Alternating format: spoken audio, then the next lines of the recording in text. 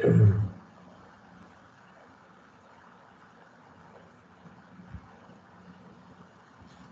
bismillahirrahmanirrahim. Assalamualaikum warahmatullahi taala wabarakatuh. Salam sejahtera. Kita berjumpa lagi di dalam kursus Construction Material DCB 283, di mana pada lesson kali ini kita akan continue on manufacturing of bricks. Sebelum ni kita dah sentuh berkenaan application of bricks, properties of bricks, types of bricks, usage of brick dan sebagainya lah. So today we are going to continue on manufacturing of bricks.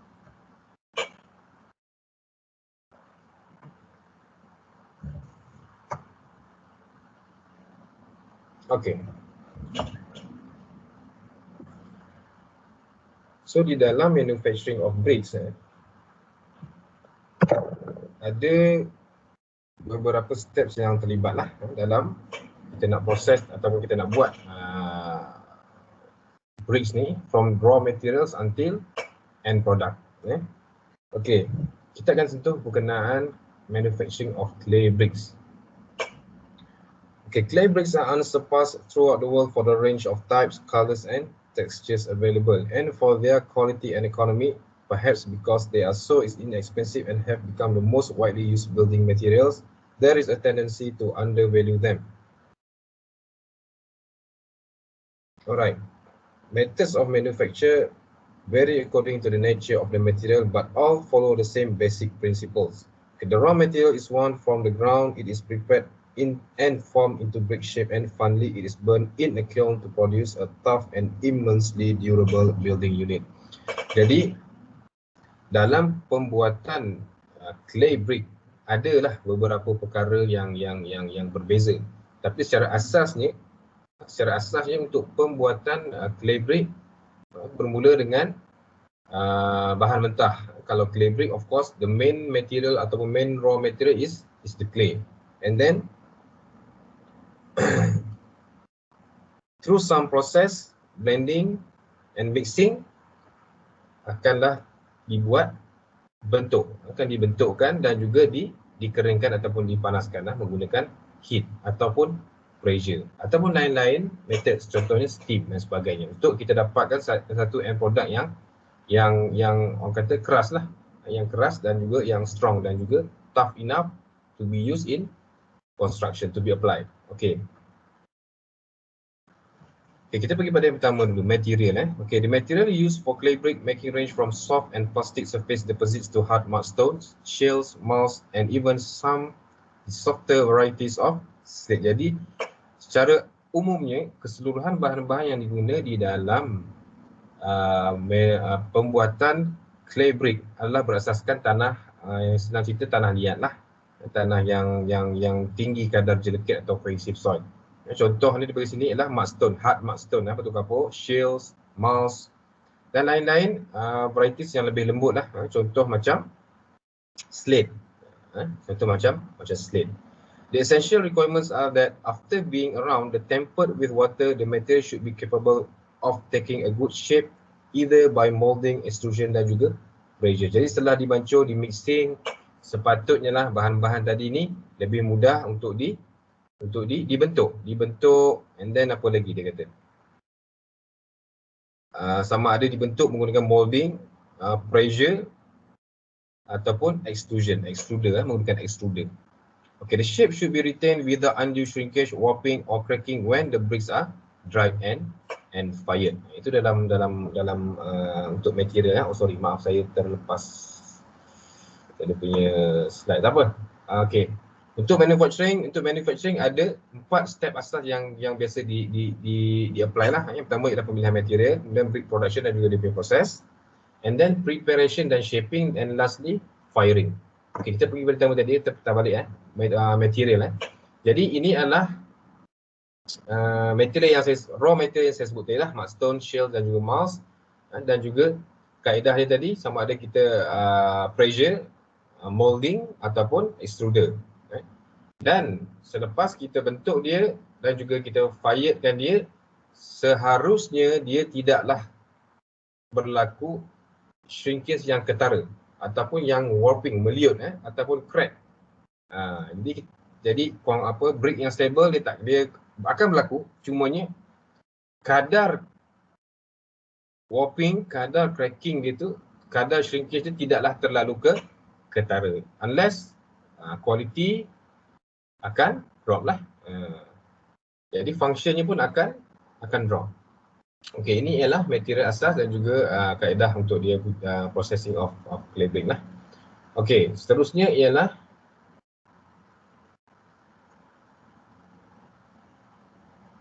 brick production and process. Dia ada dua jenis. Satu steam method dan juga pressing method. Okey, kita pergi pada steam method dulu. Okay, the raw material used in manufacture of steam brick are siliceous aggregate, high calcium lime and water. In this process, the silica will react slowly with hydrated lime and water to form calcium hydrosilicates. Jadi kalsium siliceous aggregate ni mostly yang melepasi 1.15 mmC lah, sangat halus lah, sangat halus. And ratio by weight of aggregate to time being in the range of 10 to 20. Nisbah berat dan juga nisbah berat di antara aggregate dan juga lime kapur adalah antara 10 ke 20. Jadi bahan-bahan ni akan di mix, akan disebatikan mengikut nisbah yang sepatutnya lah. And then akan dibawa kepada automatic press, where they are molded. Di mana di automatic press ni dia akan dibentuk mengikut size dan juga bentuk yang diperlukan lah, mengikut demand ataupun design ataupun standard pengeluar atau penghilang tu sendirilah. Mostly macam mana pun standard size, standard bahan, proportion bahan of course akan mengikut standard sepatutnya lah, British standard ataupun Malaysian standard ataupun Euro standard ataupun lain-lain standard yang diiktiraf. Okay, dalam stage ni stable inorganic pigment are added. Is when different colors brick are required. Jadi dalam fasa ni akan berlaku proses mewarnakan brick tu,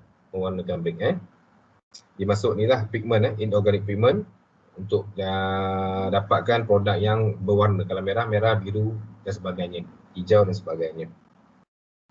Okey, daripada pressing, and then batu-batu ni akan ditransfer ke autoclave, where hours of high pressure steam curing cause the lime to combine with part of the siliceous aggregate to produce hydrous calcium silicate. Jadi di fasa ini dah akan berlaku proses pressure steam, menggunakan steam, haba dan juga steam dan juga pressure untuk pastikan chemical yang ada dalam brick tu reacts together dan juga akan menghasilkan yang batu yang stable. Alright. Jadi pressure dia bagi tahu kat sini lebih kurang 110.24 Newton per meter square chief. And then the pressure is maintained for 7 or 8 hours. Selama 7 hingga 8 jam dia akan maintain. Dia akan pressure kan bersama steam dengan heat untuk pastikan bentuk, density dan juga strength yang didesign. Okey, itu berkenaan steam method. Kita terus pergi pada yang seterusnya ialah pressing method. Okey, dalam pressing method, secara umumnya menggunakan kaedah pressure lah, kaedah tekanan. The method of pressing by mechanical pressure is widely used for producing solid and hollow brick. Jadi kaedah ni ialah kaedah yang paling umum diguna pakai lah, dalam brick manufacturing sebab dia economical, and then low maintenance, I think, compared to steam method. Sebab steam method ni dengan ada pendandangnya, boiler dan sebagainya lah, melibatkan banyak mechanical dan juga electrical part. Jadi pressing method ni hanyalah mechanical. Ada juga yang secara manual menggunakan tenaga manusia. The machine is basically a static mold which is filled automatically from a mixer and hopper system. Jadi setelah bancuhan dibuat, bancuhan clay dari itu akan dimasukkan ke dalam mold, akan di pressing mengikut bentuk dan juga dia punya hollow lah. The material will then be pressed in molds into brick shape using a dynamic press head. Akan dimasukkan dalam mold dan akan berlaku proses pressing.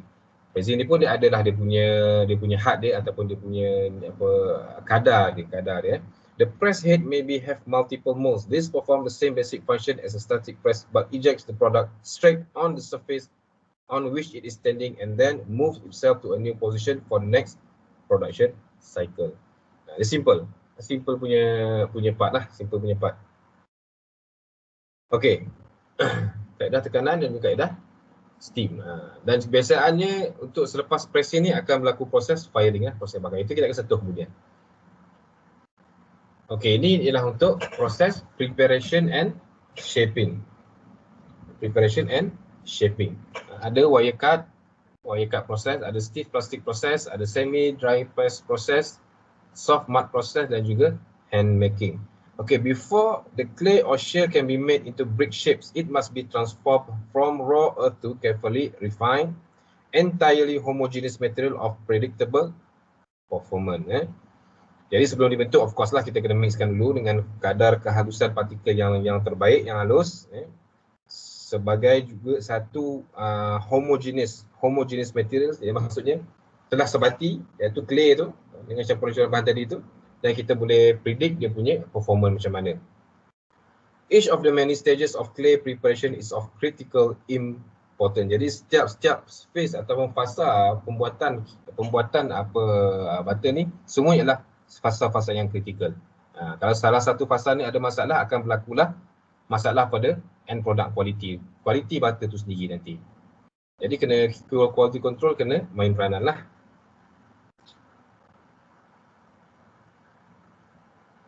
Sebab dia akan efek ke dia end punya produk karakteristik ataupun behavior ataupun properties dia sendiri. Jadi akan lari dengan standard ataupun design. Okay, although the nature of the raw material affects every aspect of the brick making process, it is here perhaps in this critical preparation and making phases that the most significant variations in technique occur. For this reason, the individual methods will be considered separately. Jadi ada 5 metod ni yang diguna pakai di dalam pembuatan bricks. Yang pertama tadi, the wire cut process, menggunakan kaedah kabel untuk potong-potong dia dalam bentuk yang dia dikendaki. And then the stiff plastic process, mainly for colliery shells and certain other shells and clays which do not easily develop a high degree of plasticity. Jadi kaedah yang kedua ni biasanya diguna pakai kepada bricks yang menggunakan bahan yang shells dan clay, shells dan clay, which di mana shell dan clay ni agak sukar untuk kita develop dia punya high degree of plasticity, untuk develop dia punya plasticity yang tinggi. Okay, yang ketiga adalah the semi-dry press process. Semi-dry press process for the manufacture of bricks from clays and shells with low natural plasticity. Dengan kaedah ni, bila plasticity dia agak kurang, kita gunakan kaedah semi-dry press process. And then the soft mud process dan juga hand making. Ini yang paling jimat lah, hand making ni. Gunakan tenaga manusia. Molding dibuat oleh manusia. Kita akan tengok video lagi. Okay, proses seterusnya adalah proses firing. Proses firing. Okay, ini proses yang agak kritikal. Firing procedures a large number of complicated chemical and physical changes in clay, and this must take place under very carefully controlled conditions to ensure consistent functional and appearance setting characteristics in the end product. Jadi ada part ni ialah part yang boleh katakan paling kritikal sebab kita nak membentuk dia sebagai jadi hard material yang mana akan effect dia punya strength dan juga properties. So ada 4 stage yang ada dalam proses firing ni. Proses firing maksudnya kita apply heat pada dia. Kita apply heat, bakarkan dia. 4 stage, drying. Yang kedua ialah preheating. Yang ketiga ialah firing. Terakhir ialah cooling. Okay, so maximum temperature yang diguna pakai pada fasa ni ialah 940 hingga 1180 degree. Sangat tinggi. Sangat tinggi lah. Okay. Habis berkenaan manufacturing of clay brick. Kita akan tengok sedikit video on YouTube lah. YouTube berkenaan beberapa video in clay brick manufacturing.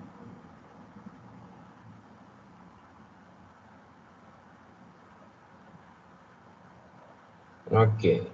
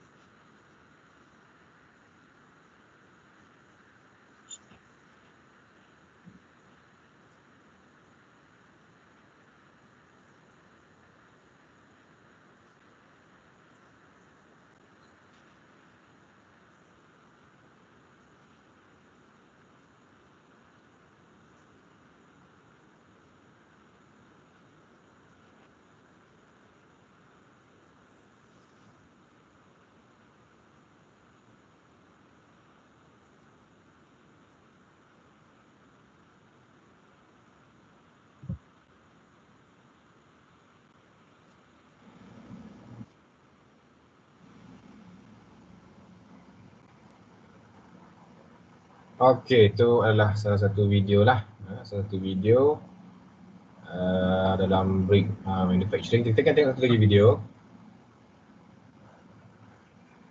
Sorry.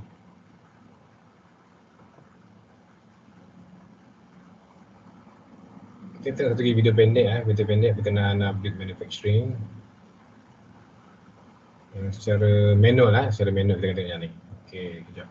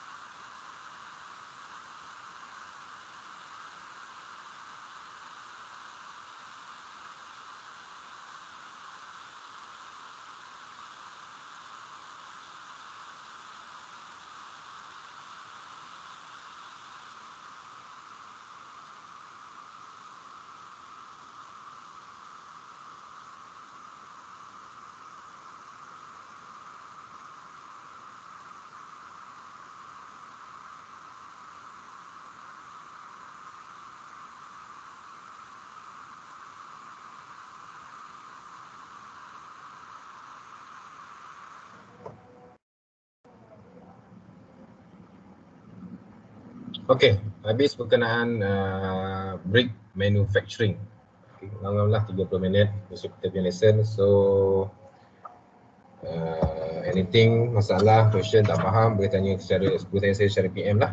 PM ataupun kita akan jumpa pada next session. Boleh tanyakan saya. So next, apa yang kita akan sentuh berkenaan bricks ialah sand cement bricks, engineering bricks, modern blocks dan juga testing bricks, testing of bricks. Saya akan cover lah. Dan kita akan tamatkan untuk chapter 5 untuk bricks. And then kita akan continue on next chapter. Baik, jadi terima kasih banyak sebab mendengar lesson kali ini. Okey, jadi selamat belajar. Kita jumpa lagi pada session akan datang. So terima kasih banyak. Terima kasih. Assalamualaikum warahmatullahi wabarakatuh dan salam sejahtera.